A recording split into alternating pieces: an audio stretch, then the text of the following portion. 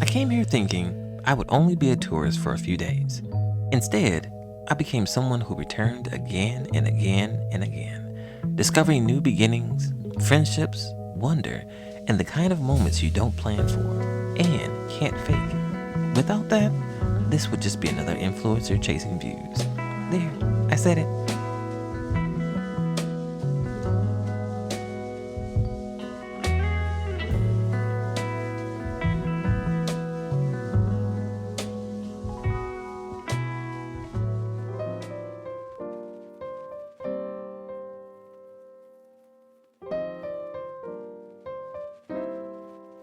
Waking up in Beijing after 12 years, it almost doesn't feel real. Today, I'm going back to a place that shaped a big part of my life, Wudaokou. It's November 21st, our first full day here in Beijing.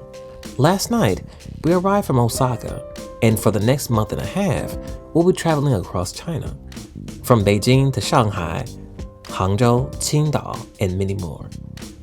But today, I wanted to start somewhere personal. A place that for a few years felt like home, Wudaokou.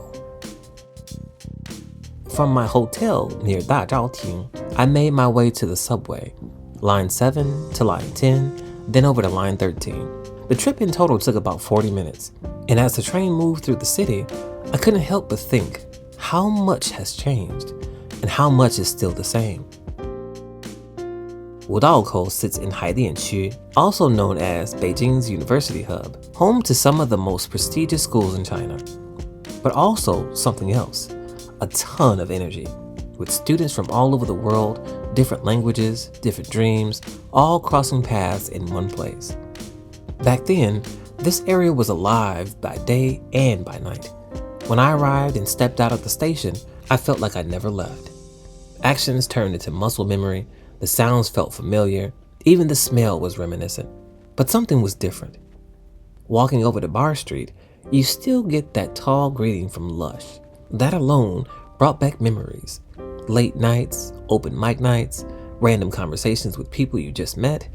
But then some places were gone, or changed.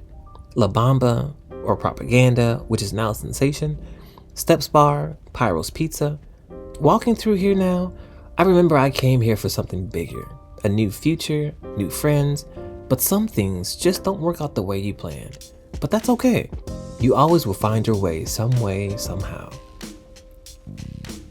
The old railway crossing. How many of us tried to race across the railway before the train crossed? I remember people risking it all just to cross before the train came.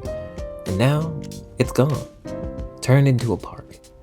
Something chaotic turned into something peaceful. How strange.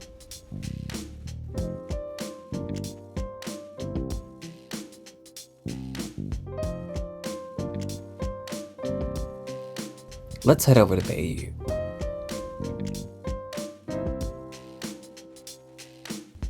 From there, I walked a little over 7 minutes to get to the southwest gate of BLCU. They used to call this place the Little United Nations, littered with students from everywhere, cultures mixing in ways you don't really see often, all for the sake of learning Chinese and Chinese culture. I remember the small things, street snacks like chuar, and morning food being prepared, late night talks, and full-scale walks. Some places are gone now. A small Hutong community disappeared, shops I used to visit it are replaced, but strangely, the feeling is still here, just quieter and different.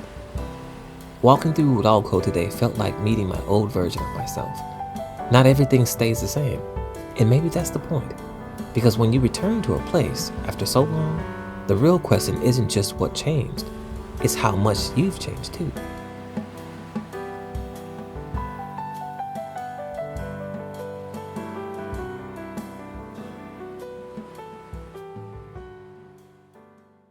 Now hold on, before you go, if you enjoyed exploring this place with me, subscribe so you can join the next journey.